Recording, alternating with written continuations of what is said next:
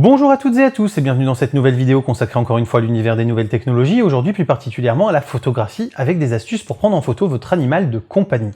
Aujourd'hui j'ai décidé d'illustrer cette vidéo avec des photos d'un de mes chiens, mais ces conseils s'adressent à n'importe quelle personne souhaitant immortaliser n'importe quel animal de compagnie, ou n'importe quel animal tout court d'ailleurs. Cette vidéo va être découpée en deux parties. La première avec des conseils plutôt pratiques, que tout le monde peut mettre en œuvre sans avoir à disposer d'un matériel spécifique ou évolué. La seconde s'adressera plus particulièrement aux photographes qui ont déjà un peu de matériel et qui souhaitent pouvoir adapter le réglage alors qu'ils n'ont pas forcément de bonnes bases techniques en photographie. Je vous propose donc de découvrir tout cela ensemble au cours de cette vidéo, mais pour l'instant, place à l'intro.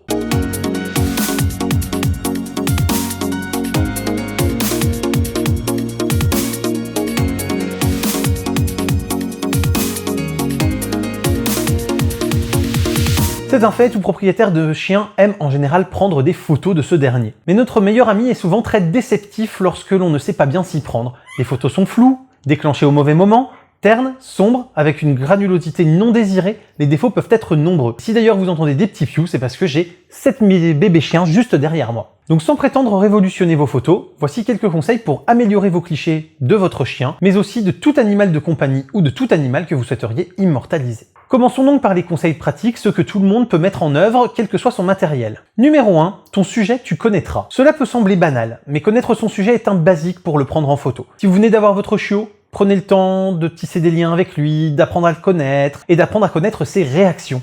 Vous aurez bien plus de facilité à anticiper ses mouvements, ses actions, et à l'immortaliser ensuite dans la posture souhaitée. Parfois un simple regard ou une simple petite tête penchée peut faire toute la différence. Numéro 2, les lueurs de début et de fin de journée tu privilégieras. Bien que ma maxime photo soit « ce n'est pas que de la lumière », il faut garder en tête que la lumière reste la matière première de votre image. Avoir le plus beau chien au monde et l'environnement le plus incroyable ne donnera rien sans une belle lumière. Ainsi, tentez de privilégier les lumières du matin et du soir, dans les 2 heures qui suivent le lever du soleil ou qui précèdent son coucher. Ces lumières offrent naturellement et sans retouche des couleurs plus chaudes, des contrastes à la fois plus prononcés et plus naturels, tout en ayant une diffusion qui rend l'image plus agréable à l'œil. Et ce sera tout le contraire lorsque le soleil est au zénith, que sa lumière est dure, qu'elle crée des ombres fortes et rend parfois certains pans de votre photo inutilisables. Ici par exemple, une petite tête penchée, un regard alerte, les lumières du matin qui permettent d'obtenir un résultat satisfaisant et accessible à tous, puisqu'avec un chien qui est statique. Autre conseil, par des plans larges, tu commenceras. La photo de chien en mouvement et en gros plan, c'est certes superbe lorsque c'est réussi, mais c'est aussi beaucoup plus difficile. Ne vous ajoutez pas tout de suite trop de handicap et commencez par des plans plus larges où votre poilu est intégré à son environnement. En plus de rendre votre photo plus facile à réaliser pour vous, vous allez ainsi aider votre matériel. Plus de chances d'avoir une lumière globalement bonne, moins de risques que la mise au point rate et soit en retard sur le mouvement de votre loulou. Bref, les plans larges sont plus simples à réussir et mieux vaut un plan large qui figera un beau souvenir qu'un gros plan raté et flou qui partira à la corbeille. On peut par exemple ici comparer 2 images, où le plan large n'empêche pas d'immortaliser votre compagnon, mais sera bien plus facile à réaliser si votre compagnon est en mouvement qu'avec un équivalent en gros plan. Conseil suivant, à 2, tu pratiqueras. Pour réussir les photos de votre loulou, n'hésitez pas à vous faire aider. Une seconde personne permettra par exemple de l'éloigner en laisse avant de le lâcher pour qu'il revienne vers vous, ou encore d'attirer son attention afin de vous permettre de capter un regard, un profil, une attitude. Votre chien vous aimant tendrement, il aura en effet souvent tendance à s'approcher de vous plus que de raison. En tout cas, plus que de raison pour la photographie, bien sûr, parce que pour les câlins, il ne sera jamais trop proche. Autre commandement, à sa hauteur, tu te placeras. Trop de gens oublient que leur point de vue naturel n'est pas le meilleur point de vue pour photographier leur sujet. Ainsi, ployez le genou, allongez-vous sur l'herbe, accroupissez-vous, bref, abaissez-vous à la hauteur de votre compagnon. Il mérite bien ces quelques efforts pour être immortalisé comme il le mérite. Ainsi placé, vous aurez un point de vue qui le mettra en valeur, plutôt que de le tasser, qui permettra de profiter de ses formes, de son aspect général, de prendre conscience de toute sa beauté et de sa complexité. De plus, avec l'appareil et l'objectif adapté, ce sera la meilleure position pour jouer avec le flou d'arrière-plan et aussi d'avant-plan, pour pouvoir mettre votre compagnon canin en évidence par rapport à l'ensemble de l'environnement. Ici par exemple, sur cette photo, on voit bien que se placer à sa hauteur donnera de bien meilleurs résultats qu'en restant à la hauteur habituelle. Il nous reste encore 2 conseils pour cette partie accessible à tous. Le premier, c'est de la rafale, tu n'abuseras pas. En effet, pour débuter, le mode rafale sera un allié de choix. Lorsque votre chien bouge, joue, évolue librement, il sera souvent plus facile de faire une rafale, puis de sélectionner ensuite la meilleure photo de la série. Mais au-delà du temps que vous allez perdre pour choisir la photo, supprimer les autres qui sont ratés, et de l'effet sur votre appareil, chauffe, autonomie réduite, cela va surtout à la longue vous lasser, car il est très fastidieux de trier des rafales.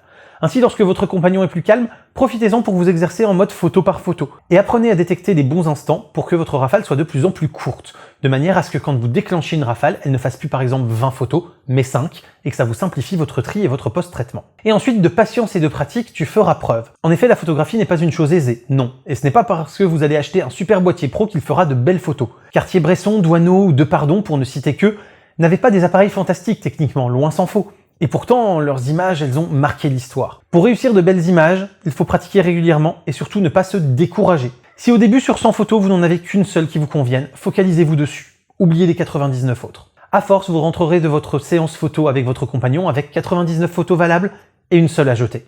Mais ça ne viendra pas tout seul, ça ne viendra pas en seulement 3 séances, ça viendra en pratiquant et en pratiquant encore, en s'exerçant et en s'exerçant toujours plus. Ensuite, selon votre matériel, vous avez certains réglages qui sont ou non accessibles et qui sont à privilégier. Premier conseil matériel, un boîtier expert tu utiliseras. Loin de moi la volonté de vous faire l'apologie des réflexes ici. Mais il vous faudra au minimum savoir prendre la main sur les réglages de votre appareil photo pour maximiser vos chances de sortir des images de qualité. Oubliez donc le mode vert ou le mode tout auto et passez au mode vitesse. Selon les appareils, il peut s'appeler S comme Speed chez Nikon, Sony ou Olympus, ou TV, Time Value chez Canon, ou encore Pro ou Expert sur les smartphones. Plus votre appareil photo sera évolué, plus vous disposerez de marge de manœuvre sur les autres paramètres pour faciliter votre prise de photos. Gardez donc en tête qu'un smartphone vous permettra de réaliser des photos sympas, mais qu'un réflexe vous offrira la possibilité d'en rater encore moins et d'être plus réactif lorsque vous voyez le moment. Pour un chien en mouvement, une vitesse de 1/500 de seconde me semble être un extrême minimum. Si on prend l'exemple de cette photo, il faut une vitesse d'obturation rapide pour pouvoir figer à la fois le mouvement de notre compagnon et les gouttes d'eau qui vont avec. Deuxième point technique, la sensibilité, tu limiteras. La sensibilité de votre appareil photo est exprimée en ISO. Souvent vue comme le remède magique au manque de lumière induit par la vitesse rapide et la grande profondeur de champ, elle est en fait souvent votre pire ennemi. Essayez autant que faire se peut de laisser sa valeur à la plus basse possible, souvent entre 100 et 400 ISO. En effet, grimper trop en sensibilité, c'est augmenter le bruit numérique, c'est-à-dire le grain de l'image et donc la perte des détails, réduire sa dynamique, c'est-à-dire sa capacité à afficher le sombre et le clair, ou encore réduire sa profondeur de couleur, c'est-à-dire sa capacité à afficher des dégradés de couleurs sans cassure, ou des couleurs les plus extrêmes sans les dénaturer. De plus, plus vous utilisez un matériel simple, comme un smartphone ou un compact, avec un petit capteur, plus l'effet de la montée en sensibilité se fait sentir rapidement et de façon importante. Le collimateur central, tu utiliseras, et les yeux au centre, tu mettras. Un chien, ça bouge. Je pense ne rien vous apprendre en énonçant cela. Et donc pour votre appareil photo, ce mouvement peut être un exercice extrêmement difficile. S'il le permet, et pour ça je vous invite à faire un Read the fucking manual, eh bien privilégiez le mode autofocus continu lorsque le chien modifie sa distance par rapport à vous, c'est-à-dire s'il s'approche ou s'il s'éloigne, et le mode autofocus simple s'il reste à une distance plutôt constante, c'est-à-dire un déplacement latéral par rapport à vous. Mais surtout, utilisez le mode autofocus avec collimateur central et visez les yeux. Le but est d'obtenir une netteté sur le regard et sur le visage de votre chien, car c'est là que toute l'émotion passe. Et en plaçant son regard au centre, vous aurez naturellement une demi-photo de son environnement, devant lui, ouvrant le champ de votre image sur ce qu'il regardait. Cela fait des images bien plus agréables à regarder pour vous comme pour les personnes à qui vous allez les montrer. Avec le mode spot, tu exposeras. Encore une fois, si votre appareil le permet, privilégiez une exposition en mode de mesure spot. Cela permettra à votre appareil, quelles que soient les conditions de lumière environnantes, de comprendre qu'il faut que ce soit la tête de votre poilu qui soit correctement exposée sur votre photo. Cela évitera à la photo d'être exposée par exemple nickel in fine, mais avec un chien tout sombre que l'on ne reconnaît même pas. Ici par exemple, on a une sensibilité basse, un collimateur central pour l'exposition et la mise au point, avec visée sur les yeux. Cela permet d'ouvrir l'image dans la direction du regard du chien et d'avoir de façon native une composition qui fonctionne. Dernier conseil, si vous en avez la possibilité, c'est du RAW, tu utiliseras et tu développeras.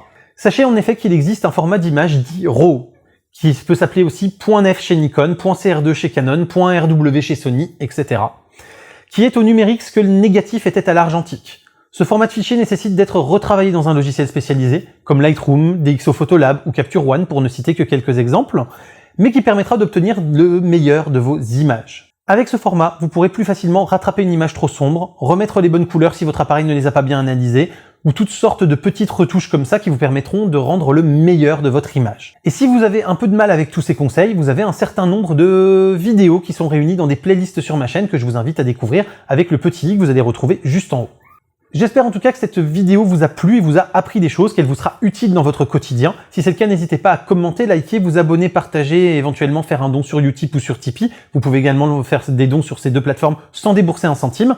Quant à moi, je vous dis à très bientôt pour plein de prochaines vidéos, photos, techno, informatique et jeux vidéo qui font le contenu de la chaîne au quotidien. D'ici là, continuez de rester curieux et de regarder des vidéos sur YouTube.